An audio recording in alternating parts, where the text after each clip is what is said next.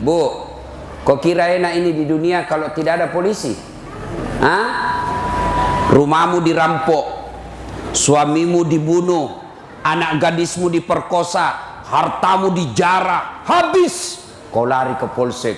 Tolong Pak Polisi, kejar pelakunya, tangkap pelakunya. Apa Anda bilang polisi? Mohon maaf, baru saja polsek bubar. Apa?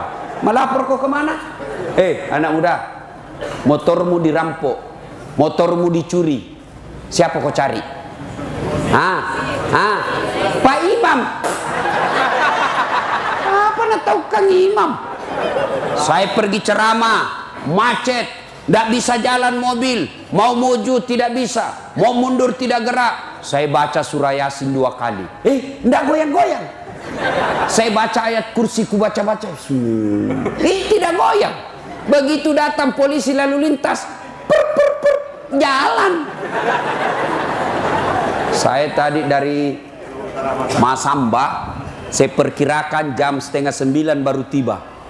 Karena dikawal polisi, belum Isya sudah sampai di sini. Bapak panitia mestinya terima kasih sama polisi.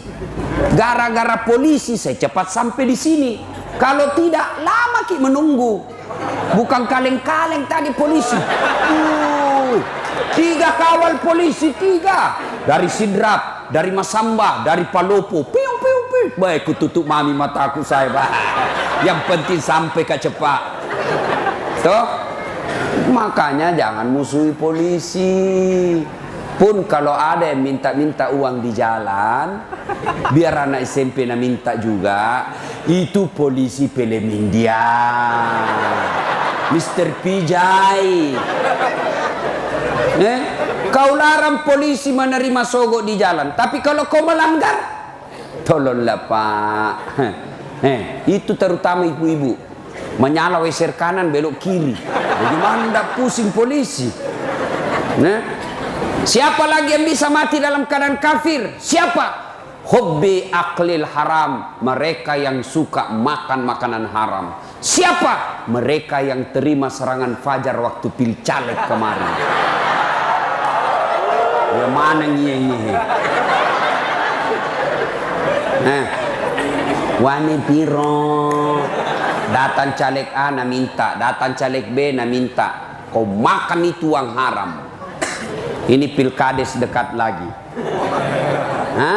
Jangan sampai hanya gara-gara pemilihan kepala desa kalian sogok menyogok, bertengkar bertetangga.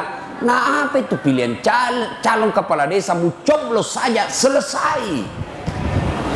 Termasuk anggota DPR yang terpilih gara-gara menyogok, selama 5 tahun dia makan gajinya, selama itu dia makan uang haram.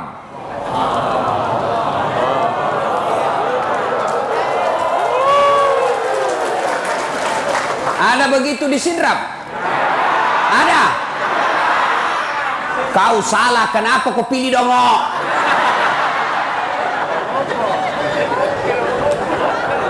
Kau larang orang masogok, tapi kau tulis di rumahmu siap menerima serangan fajar. Begitu ditanya kenapa begitu, dia bilang keras kehidupan Ustaz.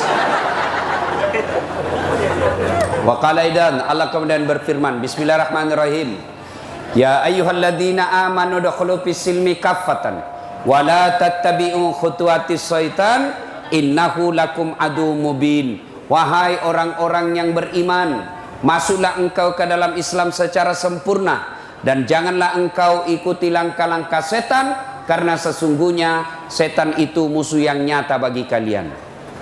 Musuh kalian bukan polisi, musuh kalian bukan ulama, musuh kalian bukan pemerintah. Musuh kalian adalah setan, yang mana setan itu musuh yang nyata bagi kalian.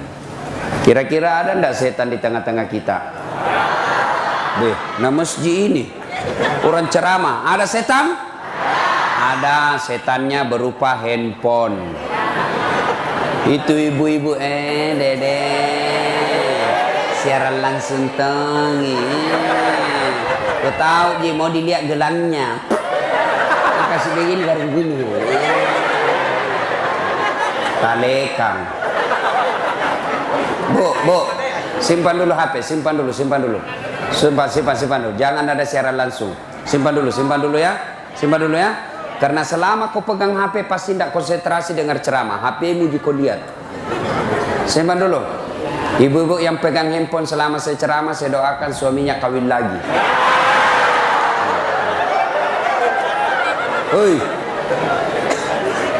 Simpan dulu. Nonton siaran langsung di Facebook. Baru 5 ji penontonnya.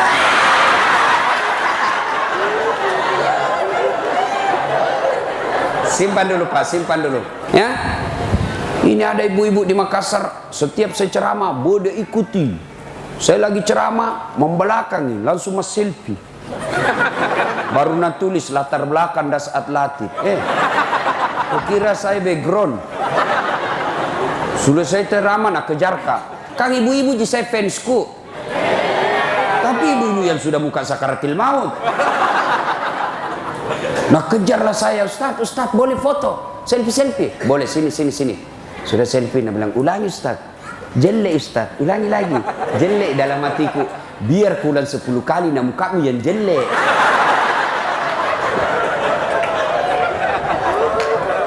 Dia jelek kita nak kasih susah. Wa qala idzan bismillahirrahmanirrahim innallaha wa malaikatahu yusalluna ala nabi ya ayyuhalladzina amanu sallu alaihi wa sallimu taslima. Sesungguhnya Allah dan para malaikatnya bersalawat kepada Rasulullah Muhammad sallallahu alaihi wasallam, maka wahai orang-orang yang beriman, bersalawatlah kalian kepada Rasulullah dengan sebaik-baik salawat. Saya mau ajak kita bersalawat. Bisa? Bisa. Nah, kita tanding dulu. Mana lebih kencang suaranya ibu-ibu dengan bapak-bapak? Bisa? Bisa. Nah, ibu dulu, bapak-bapak diam. Yang merasa jenis kelamin laki-laki diam. Nah, ibu-ibu dulu, yang di atas, yang di bawah, di belakang, ya, di luar. Ayo bareng-bareng, ikuti saya. Salatu salamullah ala toha lillah salatullah salamullah ala yasin. Alhamdulillah, terima kasih. Itu bukan keras, itu namanya syahdu. Suara begitu yang kasih nafsu kita laki-laki. Makanya ibu, kalau nak telepon ke tetanggamu jangan kasih syahdu suaramu. Telepon suaminya orang mendayu-dayu. Assalamualaikum ibu. Waalaikumsalam. Lagi di mana ibu? Di rumah aja pak. Ngapain? Baring-baring. Gimana orang tak nafsu sama kamu? Coba kalau ditelepon ibu, tegas. Assalamualaikum ibu. Waalaikumsalam. Lagi di mana ibu? Di rumah. Apa bikin? Apa tanya? Berhenti mah nak telepon itu besok deh. Kala-kala Satpol PP. Ini waalaikumsalam. Caleda.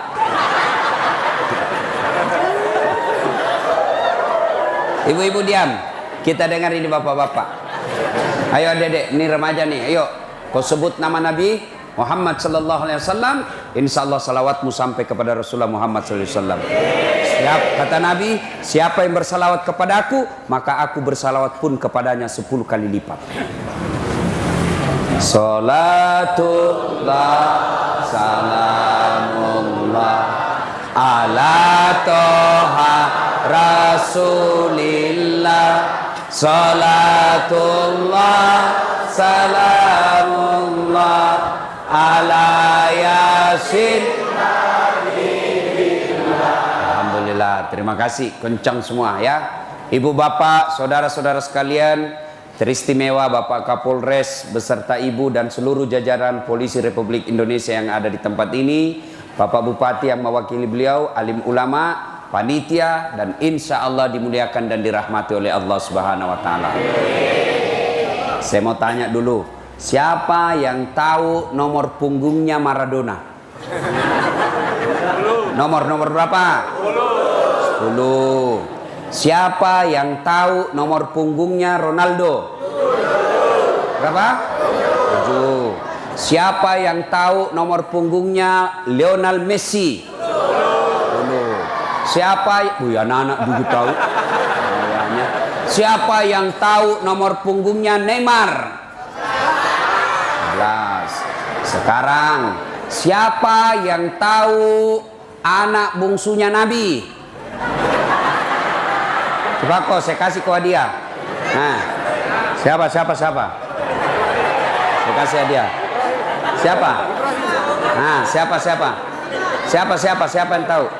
Nah, sini kok, cepat kok. Sini saya kasih kok dia, cepat, lari. Oh.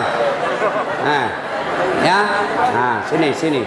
Tapi sebelum kau jawab ada passwordnya. Siapa namanya bapaknya Kapolres? Siapa? Anak muda lain kali kalau ditahu kau begitu jangan kau langsung patah semangat, jawab kau saja sembarang, bilang kau ke Abdurrahman karena belum tahu, ini belum tahu juga. Nah, siapa? Itu mau tadi. Siapa namanya anak bungsunya Nabi? Fatimah. Aduh, pakai sirik kak. Siapa? Fatimah. Cocok misalana.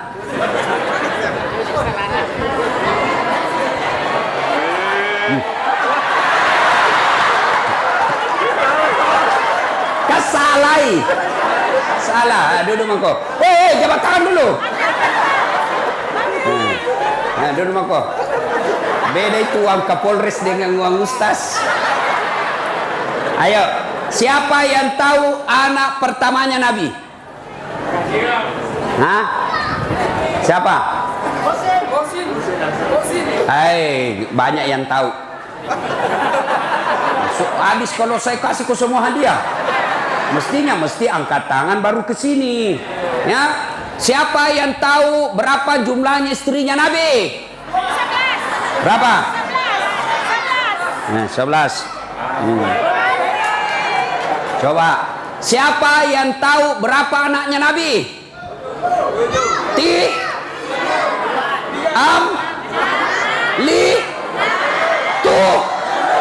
Bingung mako dongo. 7. Anak pertamanya Nabi namanya Qasim.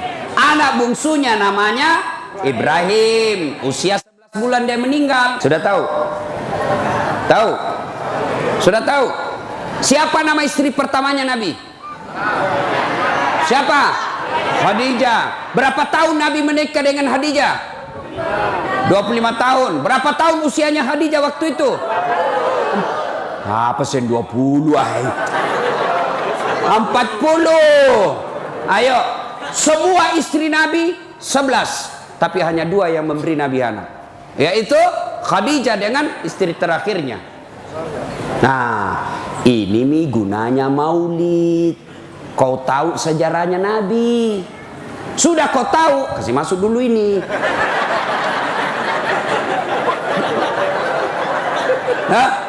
Nah, maulid kita dengar sejarah Nabi. Tujuannya apa? Supaya kita bisa contoh. Dari Sabang sampai Merauke, saya ceramah tadi malam dari Bitung. Besok saya Kolaka, lanjut lagi ke Papua, lanjut lagi ke Jakarta. Dari Sabang sampai Merauke. Tujuannya sama. Dengan hikmah maulid, kita mencontoh Nabi dalam kehidupan sehari-hari. Laqad kana lakum uswatun hasanah. Kita contoh Nabi. Tapi bagaimana kau mau mencontoh Nabi kalau sejarahnya Nabi kau tidak tahu? Bagaimana kita mau contoh Nabi tidur? Kita tidak tahu bagaimana caranya Nabi tidur. Bagaimana kita mau contoh Nabi kencing kalau kita tidak tahu bagaimana Rasulullah kencing? Dan kita bisa tahu sejarah Nabi itu, contoh Nabi itu kalau kita baca. Tidak bisa dibaca Ustaz, maka kita dengar tausiahnya, caranya inilah maulid. Maka adik-adik sekalian yang kalian tidak mau maulid silahkan, tapi jangan kau tuduh saudaramu sesama muslim, sama nabimu, sama kiblatmu, sama Ka'bahmu, sama sahadatmu, gara-gara maulid kau bilangi orang sesat.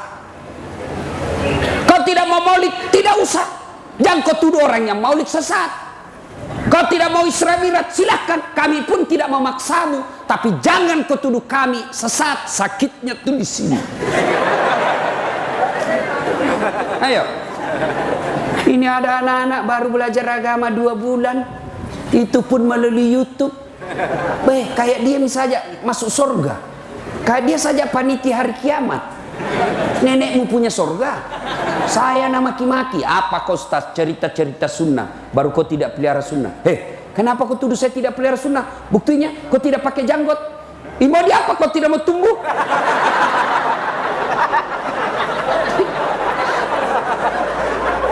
Nah sekarang apa yang salah dengan maulid ini?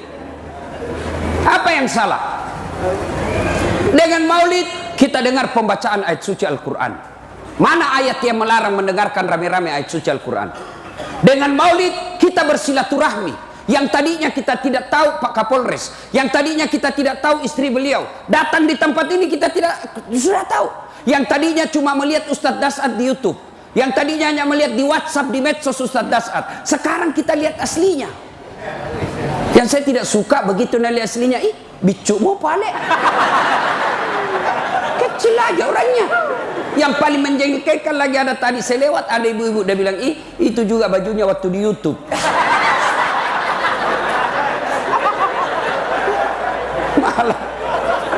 Malah ada tadi dan cumi pipiku. Kok kira saya anak-anak?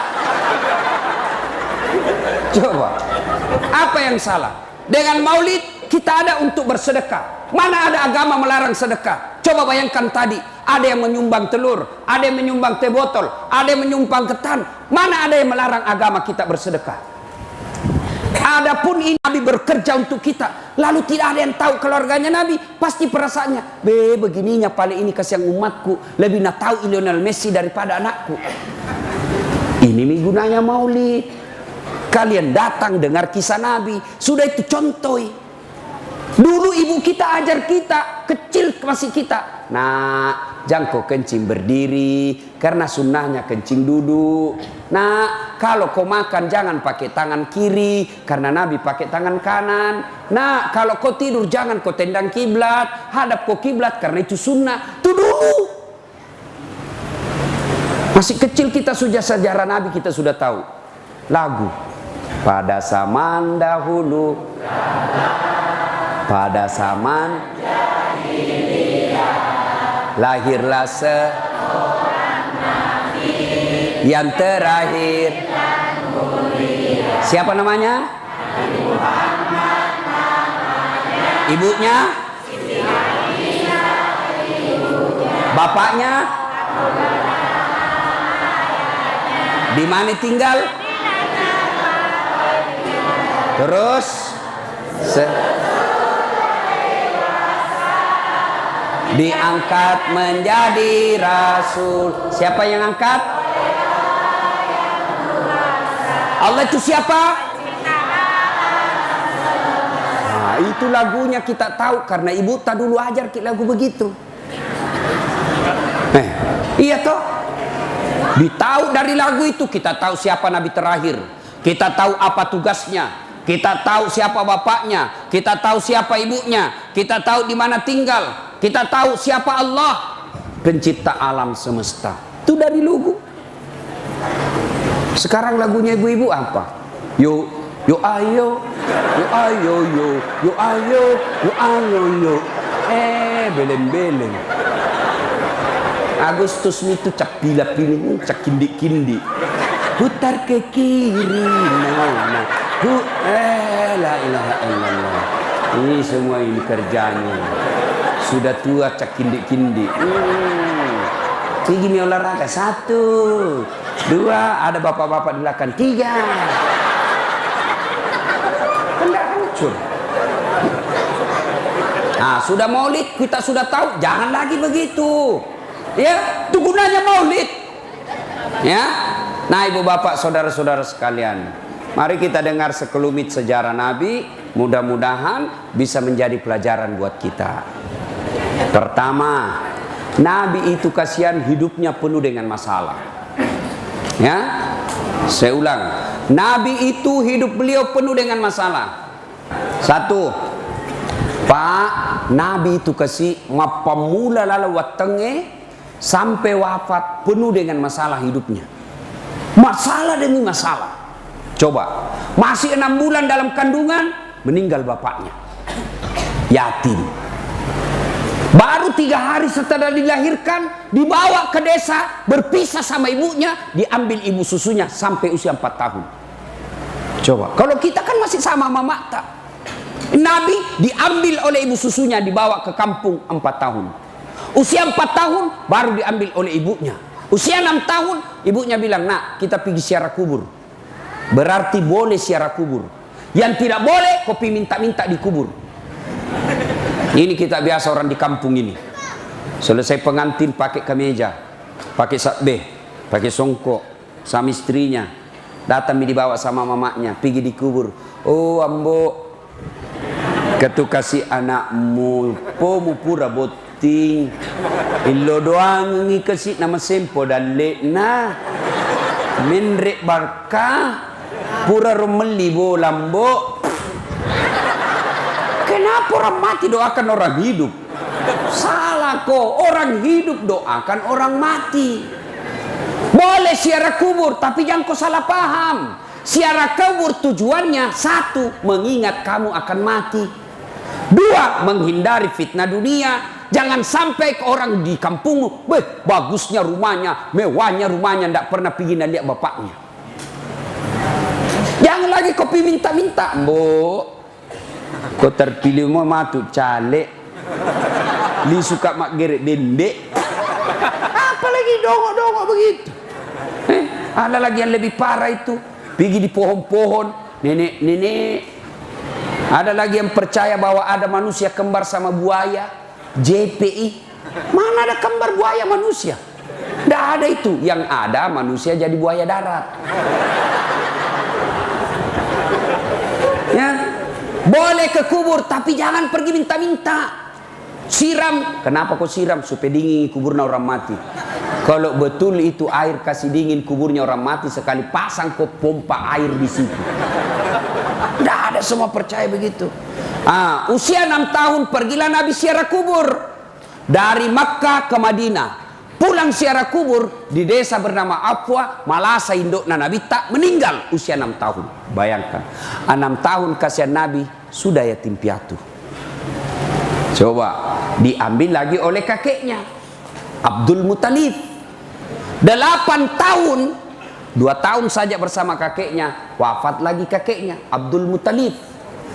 Coba, baru 8 tahun, biu-biu nih kasih 6 tahun na. Nala si nenena kakek na mate si. Nala murena. Abu Talib diambil usia 9 bulan, 9 tahun. Nabi sudah mulai menjadi pengembala domba. Pengembala makampi nih Nabi tak 9 tahun. Sekarang anak-anak di Sidrap cari usia 9 tahun yang mau mengembala sekarang. Kenapa para nabi dan rasul sebelum diangkat menjadi nabi dan rasul kerjanya pengembala? Oh, saya tahu rasanya jadi pengembala karena saya pernah jadi pengembala. Ternyata tujuannya orang makampi sabar. Coba makampi bembe, makampi iti. Susah sekali itu. Kejar yang kanan, lari yang kiri. Didapat yang kiri, lepas lagi di bawah sini. Lepas sana, dikejar lagi. Makin kau emosi, masih tidak bisa kau tangkap. Maka orang kalau mau jadi pemimpin, sabar. Itu makanya Nabi diajar menjadi pengembala supaya beliau nanti menjadi Nabi sabar. Usia 12 tahun, Nabi mulai ikut perang. Bukan perang agama, tapi perang antar suku waktu itu.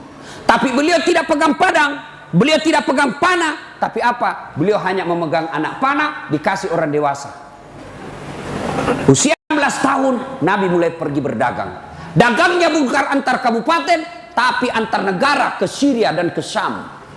Sampai di Syam, Nabi bersama pamannya Abu Talib dilihat sama pendeta, namanya pendeta Bukhairah. Maka pendeta Bukhairah panggil Abu Talib, Abu Talib, bawa pulang ini kemanakanmu. Inilah yang dicari orang Yahudi. Kalau didapat orang Yahudi, dia bunuh ini kemanakanmu. Bawa pulang.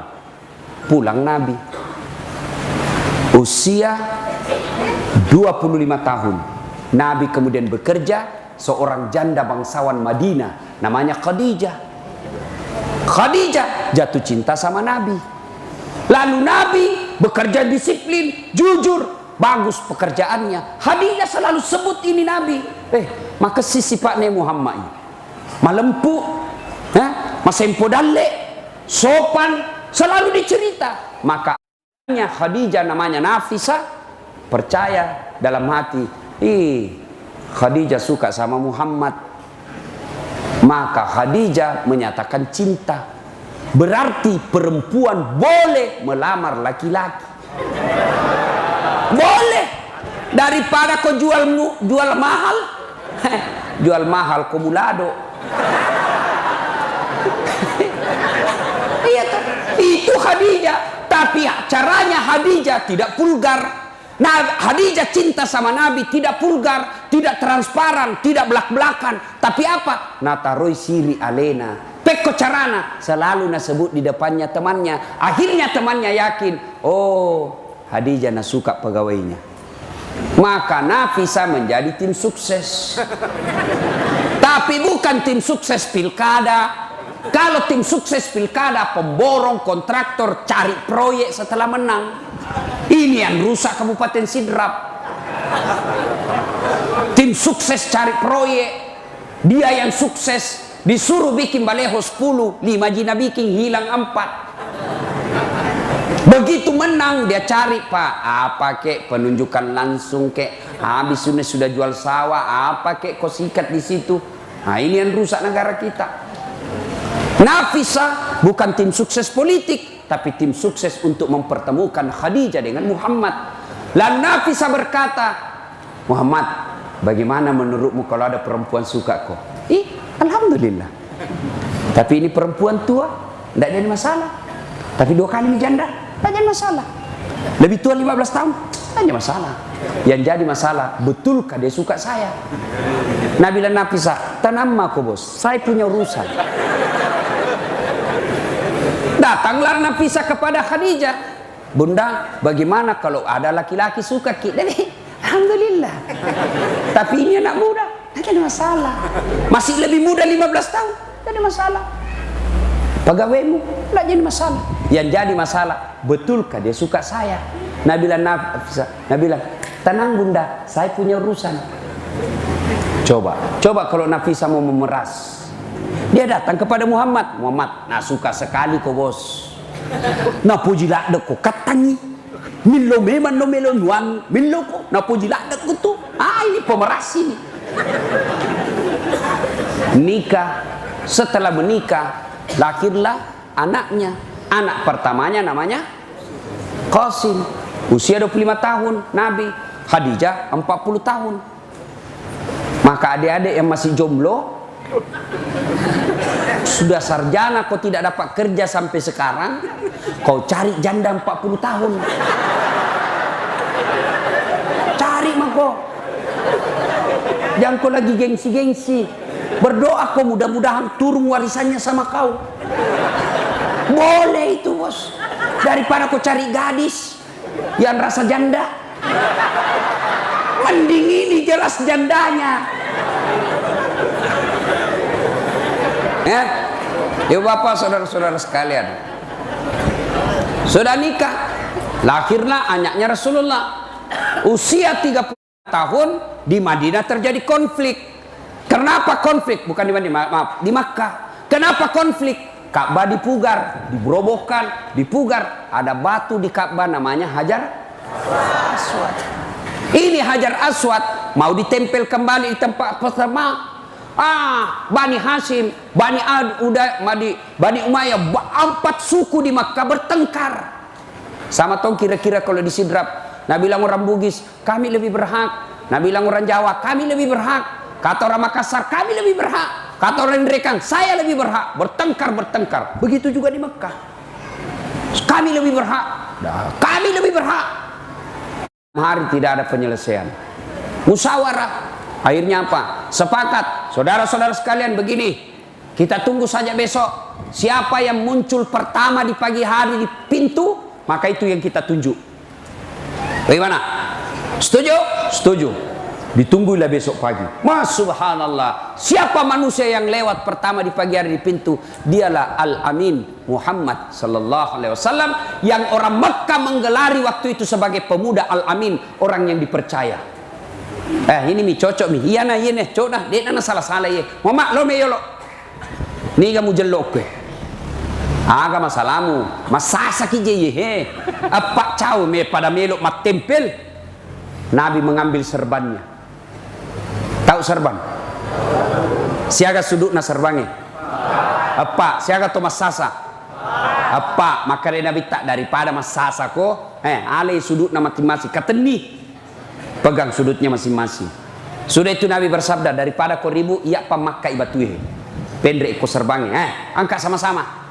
Sudah itu, ayo pegang masing-masing, tempelkan. Setuju? Setuju. Selesai masalah tanpa masalah. Ban sidrap tahu-tahu pegadaian. Bohong itu kalau bilang menyelesaikan masalah tanpa masalah. Memang waktu mau dicairkan tidak ada masalah, bayarnya baru masalah.